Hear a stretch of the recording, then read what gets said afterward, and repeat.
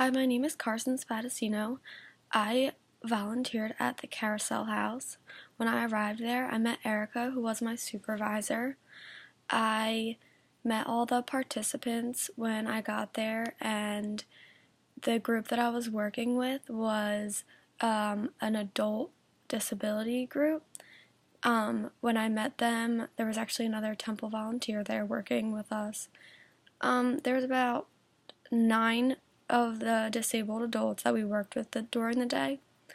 When I met them, they were just sitting at tables and they were actually writing cards to one of the other support staff there.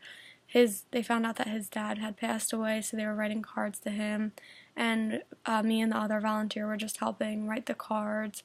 It was really sweet of them. They actually made me feel super welcome when I got there, which was awesome. It was actually more welcome than I feel when I go to other gatherings, to some of my friends' places or something like that. It was awesome. They're such sweet people, and I was just interacting with them a lot. And I mean, they just want to talk to you and really interact with you as much as you want to interact with them, which was awesome. I met 3 support staffs, but it was mostly Erica who was around. As I said, my duties were just to kind of hang out with them and make them feel comfortable and just interact with them as much as possible. I just felt like I was one of their friends, honestly.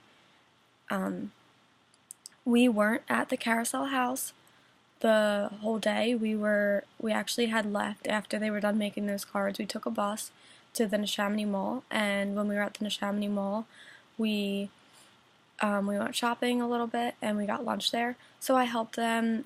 Some people carry their trays to the table. One guy, he couldn't talk well. It was hard to really understand him, so I had to figure out what exactly he wanted, and I had to order it for him. I had to help the one guy get on the escalator because he was scared. So I had to really, really hold him up and help him on. I had to help one guy get on the bus and get off the bus. Things like that. Some people got really distracted as we were walking around the mall, so I had to make sure that the group kept up to Erica, and those were my main duties during the day. Because as I said, we were not at the Carousel House that day, we were at the mall. The one accessibility issue was that we couldn't find a wheelchair at the mall, so the guy used a cart instead of a wheelchair to actually just lean on and walk around on. It really worked for him. I'm sure it would have been a lot better if he had a wheelchair to use for the day, but the cart did work out for him. We weren't there for too long, so that worked for him. So if the mall had the wheelchairs for people to use, I think that would help a lot. I know that has nothing to do with the Carousel House, but we weren't there for the day, so.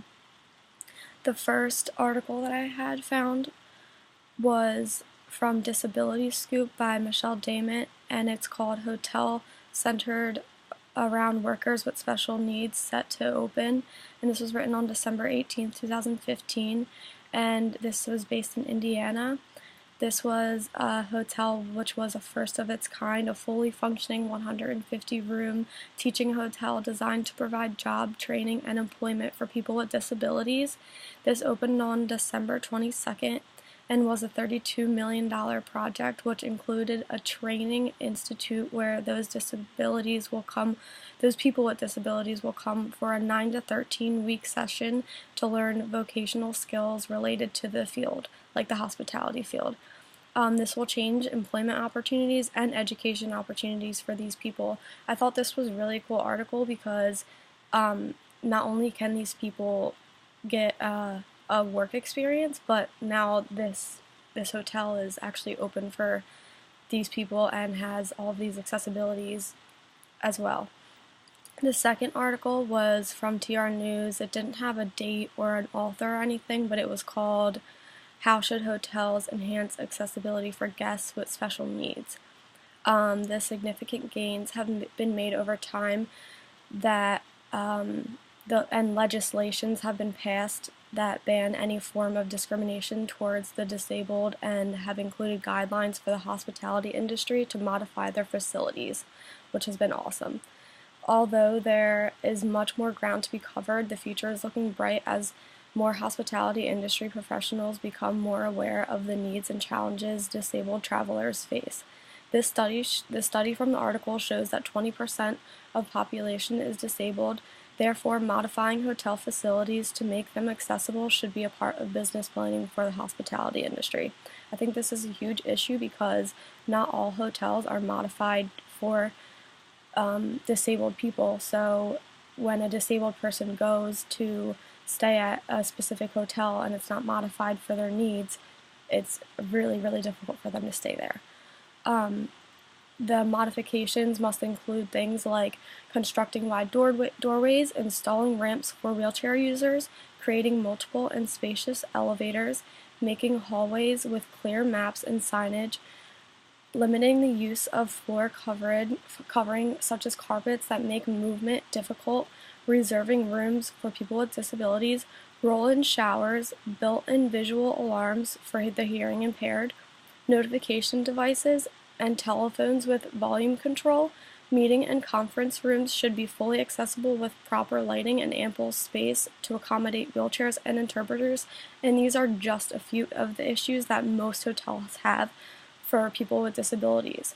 We need to really get into the industry and push for these things to be put into all of the hotels so that we can access the people with disabilities. So to wrap it all up, staff training is an important component of enhancing accessibility in the hotel industry. We need to make them all empathetic and helpful, and to communicate clearly with avoiding to talking down to these people with disabilities. Even though business may find it difficult to implement these modifications due to cost implication, hotel owners must incorporate these adjustments when planning their annual budgets because the investment is well worth it.